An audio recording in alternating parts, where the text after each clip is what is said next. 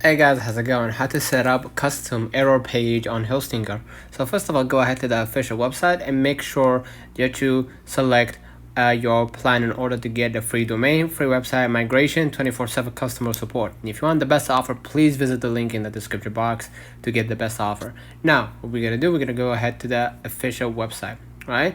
And basically, what you're gonna do, you customize the error pages and your Hostinger builder is yet to be supported, but you can customize your website errors by access a website and then click manage and then search for error page on the left sidebar and then click on it, right?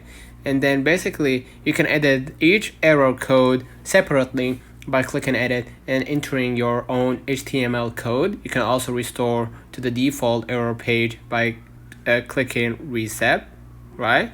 And then basically what you're gonna do, that's it. That's it. Let's turn on the comments if this video helped you. Don't forget to like and subscribe. Thank you for watching.